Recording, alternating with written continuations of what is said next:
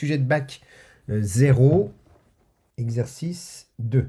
Donc vous avez un lycéen souhaite réaliser des courses miniatures avec une voiture électrique avant de s'équiper avec un kit commercial. Il choisit d'étudier les données techniques pour choisir le meilleur accumulateur possible. Document 1, donc buggy, radiocommandé, etc. Électrique par la pratique de modélisme. Tout terrain. Il y a une petite faute d'orthographe, le R, je ne sais pas ce qu'il y avait. Je ne sais pas. 4 roues motrices, 4 amortisseurs, hydraulique, moteur électrique d'une puissance de 40 watts et télécommande au volant, vitesse maxi 45 km par heure, masse 1410 grammes, donc ça c'est pour l'engin. Le chargeur automatique fonctionne sous 230 volts et délivre un courant de charge de 1 ampère, soit environ 2 heures de charge pour un accumulateur de 2000 mAh. Accumulateur nickel. Ok, c'est des hydrures métalliques. Ok.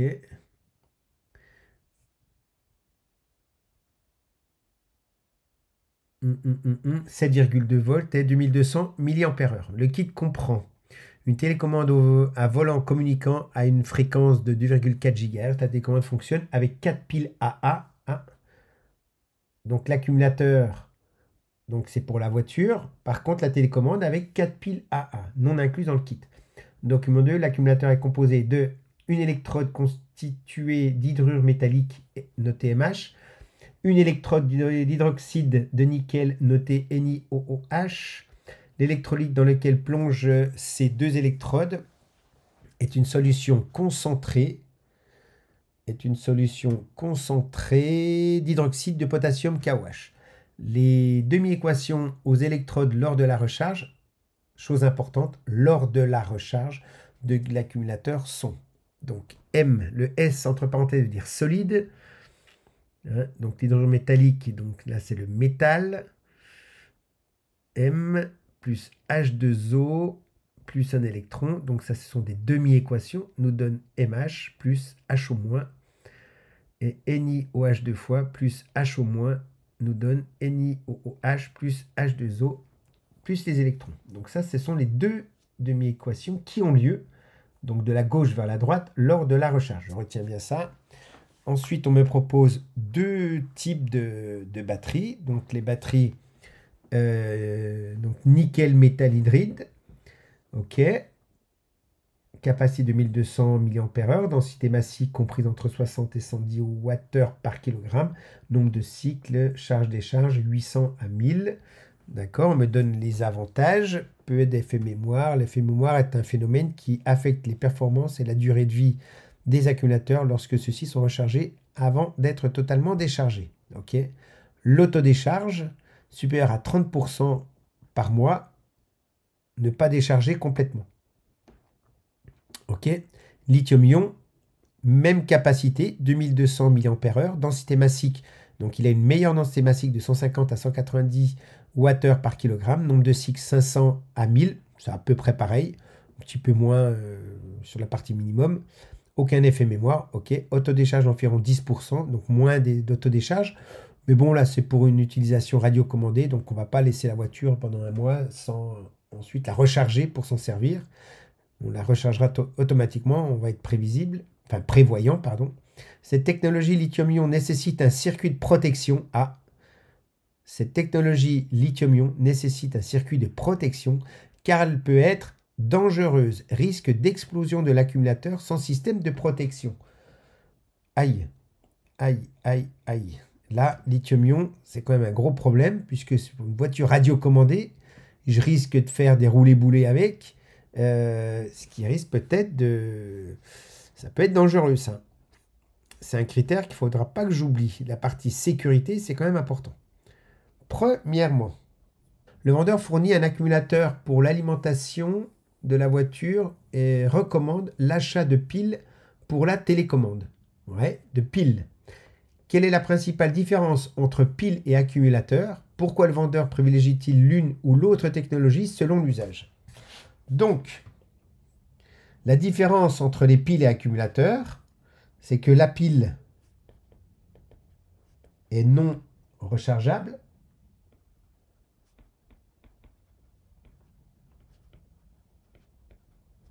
Donc usage unique. Alors que l'accumulateur, on peut dire aussi une batterie, hein, est rechargeable. Voilà la différence entre une pile et un accumulateur. La pile peut être chargée, enfin ne peut pas être chargée, pardon, la pile, elle se décharge, terminée, usage unique, alors que l'accumulateur peut être chargé, déchargé, chargé, déchargé. Pourquoi le vendeur privilégie-t-il l'une ou l'autre technologie selon l'usage? Eh bien, pour la télécommande,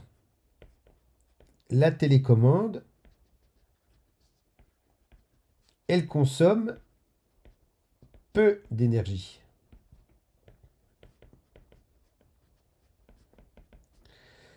Donc, je peux y mettre des piles. Le véhicule, lui, va consomme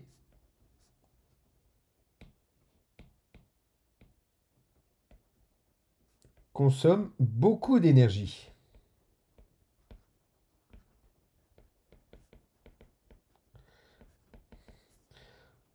Donc, accumulateur pour pouvoir être chargé. Je ne vais pas jeter à chaque utilisation, jeter mes piles, hein, autant utiliser des accumulateurs. Voilà tout simplement comment je peux répondre à cette question. Mais il faut être clair, il y a trop de questions, enfin trop de réponses qui ne sont pas claires. Déterminer d'après le document la quantité d'électricité Q disponible dans l'accumulateur NiMH. Eh bien, cette quantité, on vous la donne, c'est tout simplement 2200 mAh. Voilà la quantité d'électricité Q. C'est la capacité de la batterie, la quantité d'électricité. Si je veux éventuellement transformer ça en coulomb, ça me fait du 2200 multiplié comme, comment dire, comme je vais utiliser ça, c'est pour 1 heure que j'obtiens, puisque c'est milliampères heure.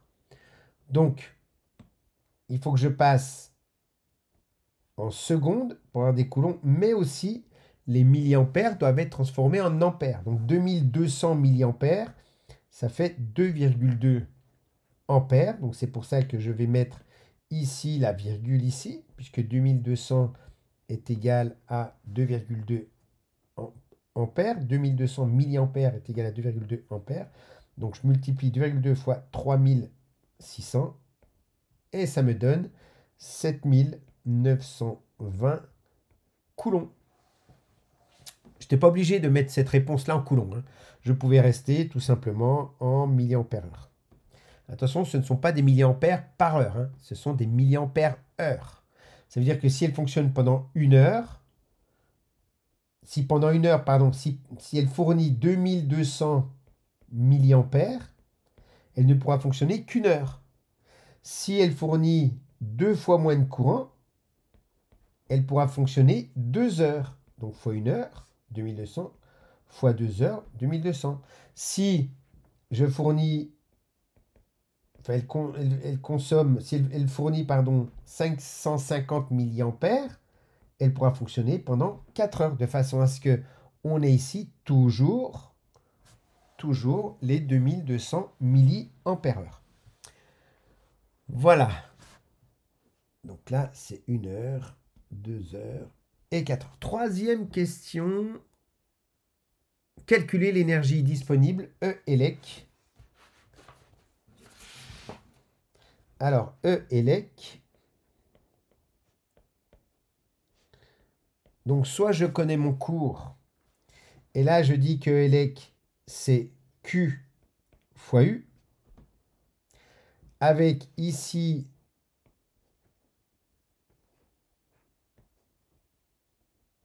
des volts, ici des heures, donc ici des wattheures, ou encore des volts, des coulombs et des joules. Mais si je ne connais pas forcément bien mon cours, E élec, ça va être P fois delta T.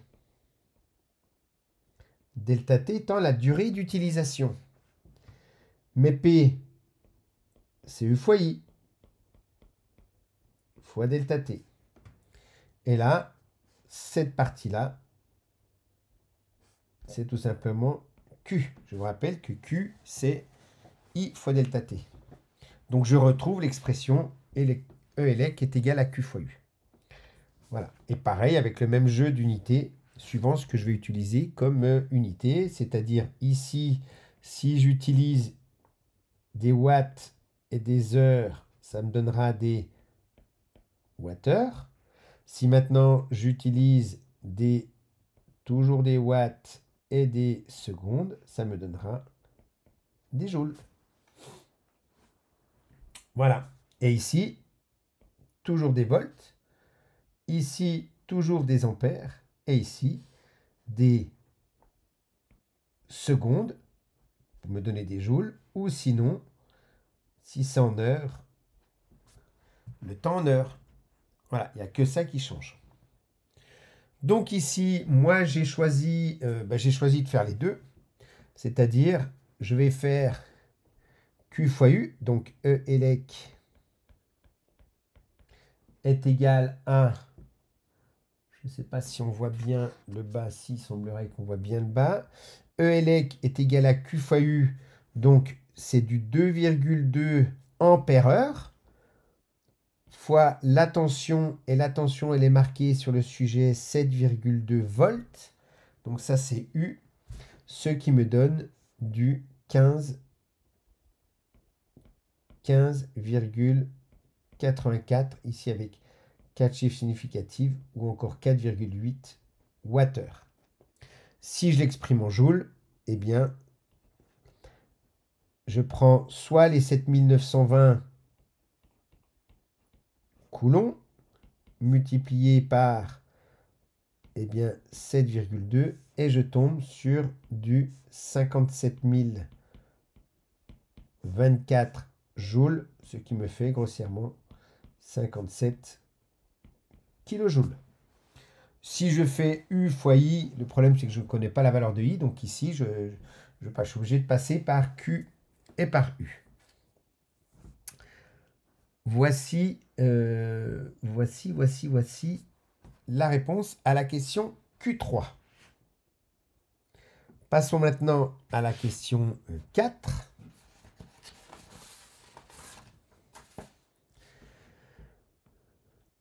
Question 4.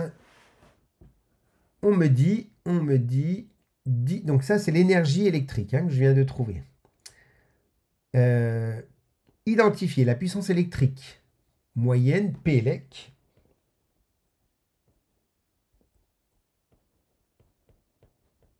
donc j'ai P élec ici, absorbé par le moteur de la voiture. On déduire la durée maximale possible de jeu sans recharge de l'accumulateur. Donc ici, comment je vais faire pour déterminer la puissance électrique? On me demande d'identifier P élec. Mais si je regarde bien mon énoncé, document 1, le buggy radiocommandé électrique pour la pratique du modélisme, tout terrain, 4 roues motrices, moteur électrique d'une puissance de 40 watts. Donc j'ai une puissance P élec qui fait 40 watts. J'étais parti sur des calculs. J'ai P élec qui vaut 40 watts. Attention, le 1 ampère, c'est le chargeur. Le 1 ampère qu'on me donne, un chargeur nickel métal hydrure, c'est pour le chargeur. Ce n'est pas le courant consommé par la voiture. Donc j'ai P élec qui vaut 40 watts et on me demande de déterminer, je reviens sur ma question, petit moment de flottement, désolé, en déduire la durée maximale possible sans recharger l'accumulateur. Tout simplement, l'énergie élec, c'est la puissance électrique multipliée par le temps d'utilisation, ce qui me donne donc delta T égale E élec Ne vous trompez pas là, sur PELEC. ELEC, je l'ai calculé juste avant. Je vais prendre, allez, en joules, mais c'est pareil. Mais 57 000 joules, 57 kilojoules, divisé par mes 40 watts. Ou j'aurais pu utiliser directement en wattheure, hein, c'est pareil, l'énergie en wattheure. Donc ici, pour l'instant, je suis en joules, ici, je suis en watts. Donc ça veut dire que mon temps va être en secondes. Ça, ce sont des secondes. D'ailleurs, je crois que les secondes, je vérifie, je les avais utilisées. Oui, donc je change ma couleur. Puisqu'en vert tout à l'heure, ici, c'est des secondes. Ici, c'est en watts et ici, c'est en joules. De la même façon, donc seconde ici, ça c'est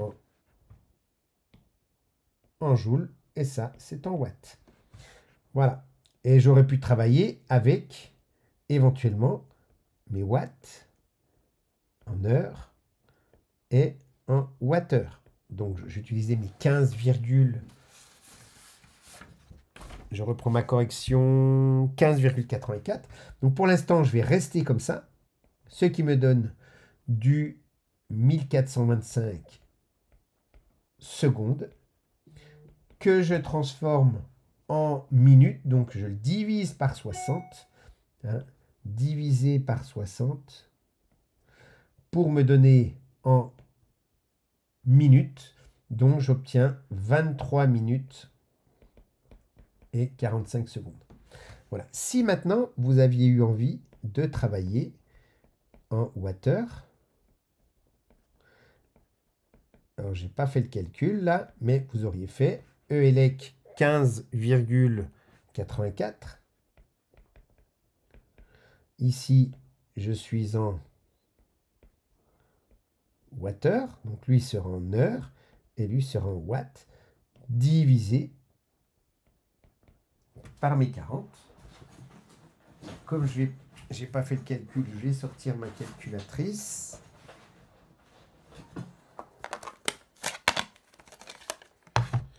Donc 15,84 divisé par 40 et j'obtiens égal à 0,396 heures.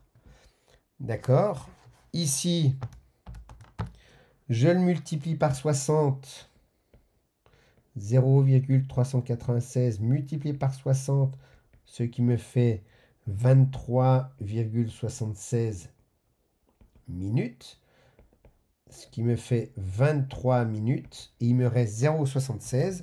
0,76 que je multiplie par 60. Et 0,76 multiplié par 60, je trouve du 45, 46 secondes. Voilà exactement ce que j'ai trouvé au-dessus. Voilà, voilà les deux méthodes. Vous auriez pu faire n'importe laquelle, peu importe, l'essentiel, c'est d'arriver sur le bon résultat ici. Voilà. Question 5. Je vérifie tout de même. Voilà, ok. Juste une petite remarque, on a trouvé delta T. Est-ce que l'on peut trouver l'intensité du courant? Eh bien, c'est intéressant ici parce que on pouvait la déterminer même avant, hein, l'intensité, c'est-à-dire ici, tout au début, là, comme on part avec PLEC qui vaut 40 watts, et on sait que la puissance, la tension, pardon, c'est, donc PLEC c'est U fois I, et que la tension est de 7,2 volts, et que la puissance fait 40 watts, on aurait pu faire I est égal à PLEC sur U, c'est-à-dire 40 divisé par 7,2. C'était aussi une autre façon de faire. C'était du 5,5 ampères.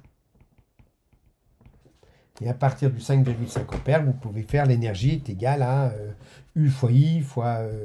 trouver delta T par cette forme-là. Ça, c'est vous qui voyez. Hein, on n'était pas obligé de faire par cette méthode-là. Moi, j'ai suivi la méthode là en passant par l'énergie exprimée en joules. Donc, vous faites bien comme vous le désirez. Voilà, cinquième question. Cinquième question. Quels sont les deux couples oxydant-réducteurs à noter sous la forme OX-RED mis en jeu dans cette transformation au cours de la recharge? Donc, au cours de la recharge. Donc, je vais retrouver, vous vous souvenez, j'avais parlé de la recharge. C'est ici, dans le sujet. Hein. Donc, l'oxydant et le réducteur. Donc, on a deux couples. Donc, il faut écrire le couple 1 et le couple 2. C'est la question. Quels sont les deux couples? Et dans chaque couple, vous trouvez l'oxydant et le réducteur. Je vous rappelle que l'oxydant va capter des électrons pour donner le réducteur. L'oxydant va capter ces oxydants plus un certain nombre d'électrons qui me donne le réducteur. Et le réducteur, lui, va libérer des électrons pour se transformer en oxydant. Donc ici, sur cette partie-là,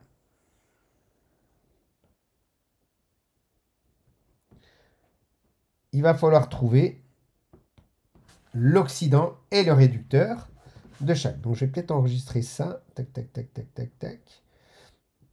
Hop, copier, tac, coller.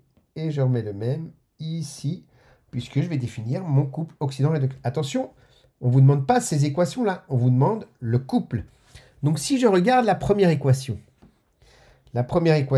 me donne M. Donc là, je détaille un petit peu, ça va me prendre un petit peu de temps, tant pis.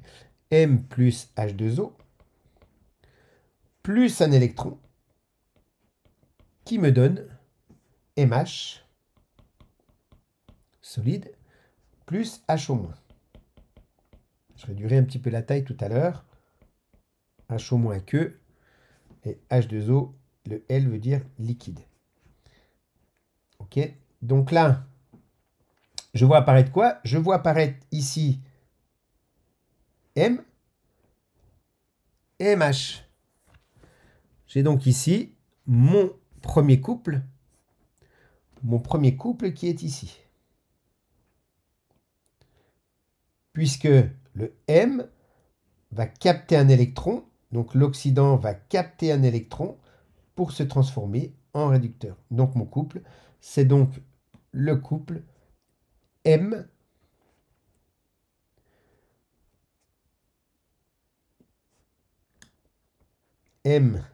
solide slash MH.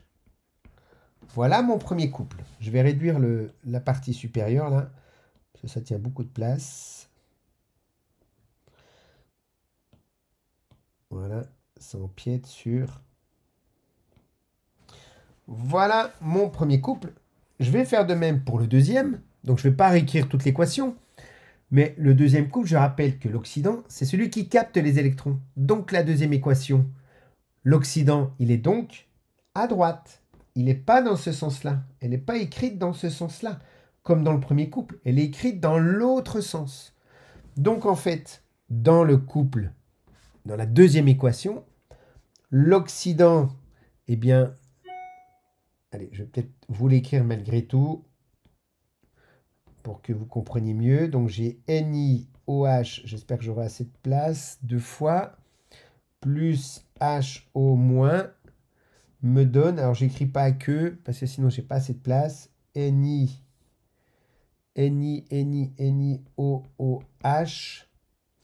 plus H2O, mais surtout plus électron. Et donc je vois apparaître ici l'électron. Donc ça veut dire que c'est de ce côté-là que se situe mon oxydant. Donc mon oxydant, il est là. Et mon réducteur, il est là. Voilà comment je vais définir mon couple. Et donc, l'oxydant NiOH slash NiOH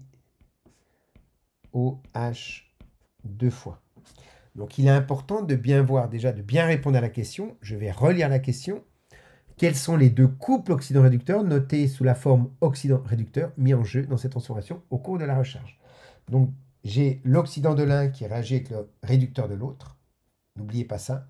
Pour donner le réducteur de l'un et l'oxydant de l'autre. Et c'est comme ça que je vais pouvoir, à mon avis, identifier parmi les deux demi-équations redox qui figurent sur le document 2, celle qui correspond à une réduction. Ah, laquelle correspond à une réduction? Une réduction, c'est lorsque c'est l'oxydant qui se transforme en réducteur. Une réduction. L'oxydant se transforme en réducteur. Élément de cours, hein, l'oxydant se transforme en réducteur. C'est donc cette première équation qui est dans le bon sens. Hein, cette première équation qui est dans le bon sens. Donc, la question 6 qui est, je la relis, identifiée parmi les deux demi-équations redox, celle qui correspond à une réduction. Et bien, celle qui correspond à une réduction, c'est donc le métal à l'état solide, d'accord, plus H2O, plus l'électron, qui me donne le métal hydrure, plus HO- en solution aqueuse, et puis ici l'eau, H2O, est à l'état liquide. Cette équation est une réduction. Une réduction, c'est quand on va capter des électrons. C'est l'oxydant qui va être réduit, donc il subit une réduction. Car l'oxydant M, qui est à l'état solide, capte un électron. Voilà la réponse à la question 6 rédigée, claire. Alors oui, il y a un petit peu de cours. Hein. Ça fait partie du cours, cette partie-là. Septièmement, établir l'équation globale de fonctionnement en charge de cet accumulateur. En charge, voilà, donc c'est la partie recharge. Eh bien, l'oxydant de l'un va réagir avec le réducteur de l'autre. En fait, le sujet était bien fait parce que, je vais vous montrer, M est un solide. Donc moi, comment je fais? Je fais comme ça. H2O plus électron, donc H2O liquide, toujours égal. MH à l'état solide plus HO-. Je sais que la réaction se fait dans ce sens-là. Et celle du dessous, elle se fait dans le sens aussi indiqué. Nickel OH 2 fois solide plus HO- qui me donne, donc HO- aqueux, qui me donne. Donc ça, c'était donné. Et vous allez voir comment on va procéder pour trouver l'équation. En fait, c'était extrêmement simple si on a bien compris comment est-ce qu'on faisait à partir des deux demi-équations. Ici, vous avez un électron, un électron. On a donc le même nombre d'électrons qui vont être échangés. Donc, pas de souci, je fais la somme. Tout ce qui est là, je les additionne. Et tout ce qui est là, je les additionne entre eux. J'y vais, ça me donne M, attention ça va être un peu long, plus H2O, plus un électron, plus NiOH2, solide, plus HO-, qui me donne MH solide, plus HO-, désolé j'écris gros pour que vous puissiez voir, donc ça ne tient pas sur une ligne, plus NiOH solide, plus H2O, plus un électron. Et à ce moment-là, je vais rayer tout ce qui est identique, à droite et à gauche. Je vois que j'ai un électron, je les raye. J'ai un H2O, je les raye. J'ai un HO-, je les raye. Et ensuite, j'ai plus rien à rayer. Donc je raye les molécules et les électrons. Par contre, je ne vais pas aller rentrer dans les molécules, attention. Hein. Donc ce qui veut dire que j'obtiens M à l'état solide plus NiOH 2 fois à l'état solide qui me donne MH solide, hein, c'est un S ici, plus NiOH solide. Voilà l'équation de la réaction. J'avais juste à faire la somme et à supprimer les éléments qui étaient identiques de chaque côté. Voilà cette réponse à la question Q7, qui n'est pas forcément très facile. Hein. Il faut bien comprendre. Donc cette partie-là est un petit peu difficile. Il faut bien comprendre comment fonctionne une équation d'oxydoréduction. J'enchaîne sur la partie 8. On commence à arriver au bout. La partie 8, donc on vous demande de reproduire. Alors, je ne vais pas tout reproduire là. Je vais faire ça comme ça. Tac. Tac.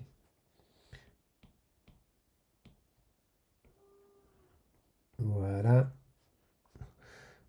Ici, j'ai MH. Et ici, j'ai NiOH. Voilà. Là, j'ai pôle. Tout compte fait, je suis en train de refaire la totalité du schéma. Et tout ça est plongé dans un bain. J'ai un séparateur qui correspond à mon pont salin. Voilà. Et là, j'ai mon chargeur. Hein, tout ça, c'est mon chargeur. Voilà. Qui est là? Oh, pardon. J'ai mon chargeur. Tac, tac, tac, tac, tac, tac, tac. Voilà. Alors maintenant, quels sont les pôles? Eh bien, on a dit que Ni, si je reprends les demi-équations, ici, NiOH, que je retrouve, NiOH, que je retrouve ici, d'accord? Ni va, donc, NiOH, pardon, le MH, je vais plutôt travailler avec le MH, eh bien le Ni, alors comment vous dire, là, je reprends la question, sens de déplacement des électrons, le sens conventionnel du courant de fil, la polarité du chargeur. Écoutez le schéma ci-dessous. Ok, donc pendant la recharge, donc je suis bien dans ce cas-là. Hein. Voilà, donc que se passe-t-il au moment de la recharge? Eh bien, pour la recharge, je vais avoir mes électrons qui vont aller de M. Donc M va capter des électrons pour se transformer en MH. Donc ça veut dire que mes électrons vont venir en MH, puisque je vais fabriquer du MH. D'accord? Donc ça veut dire que mes électrons, eux, ils vont venir comme ça, puisque je vais fabriquer du MH. D'accord? MS plus les électrons, ça va me donner du MH. Et ici, le NiOH,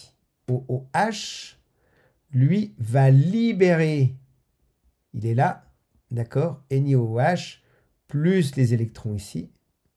Donc le Ni, hein, donc ça veut dire que le NiOH va libérer, enfin c'est le NiOH 2 fois qui va libérer les électrons pour donner ça, plus les électrons. Donc les électrons ici, ils font ça. On est bien cohérent. D'accord? Ici, les électrons arrivent et ici, les électrons repartent. D'accord? Puisque c'est le Ni de fois qui va donc se transformer. Et donc, on sait que si les électrons sont dans un sens, le courant va être dans l'autre sens. Donc ici, mon intensité va être comme ceci, va être donc ici comme ceci.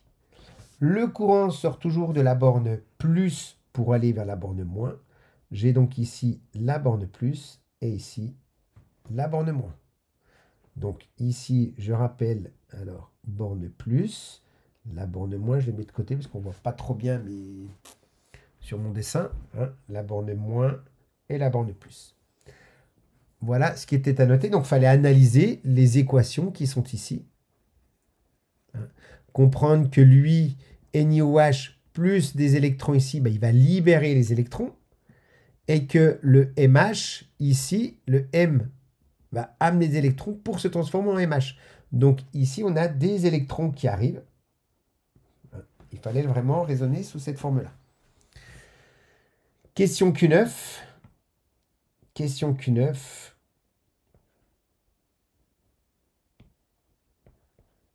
De ce deuxième exercice. Le lycéen envisage de faire des courses de vitesse avec son véhicule. Il hésite entre les deux modèles d'accumulateurs. À l'aide de document 3, justifier le choix de l'accumulateur le plus judicieux pour alimenter l'accumulateur. Alors, pour alimenter l'accumulateur, non, pour alimenter le véhicule. Erreur de frappe. Alors, le lithium-ion, il présente plusieurs défauts. Le nombre de cycles qui serait plutôt faible est potentiellement explosif. Et c'est ça qui va faire mon choix. C'est le fait qu'il soit explosif. Donc, il nécessite une protection, ce qui va alourdir le véhicule, etc. Les points positifs, c'est sa densité massique. Hein, c'est-à-dire, pour la même masse, il a plus d'énergie. Donc, ça veut dire que j'aurai une autonomie plus importante. Ça peut être intéressant. Mais le problème, c'est que la batterie, elle va s'user plus rapidement. Ouais, encore que. Mais c'est surtout la partie danger. Moi, c'est la partie danger qui me fait faire le choix entre le lithium-ion et le nickel métal hydrure. Donc moi, je préfère le nickel métal hydrure, même si il est un petit peu plus lourd. Hein. Voilà. Donc, je préfère jouer sur la sécurité. Voilà cette question. Et puis enfin, il nous reste l'exercice 3. Alors l'exercice 3 qui comporte, alors après c'était les maths, hein, qui comporte 4 questions. L'exercice 3, donc ici, moi je préfère le nickel hydrure.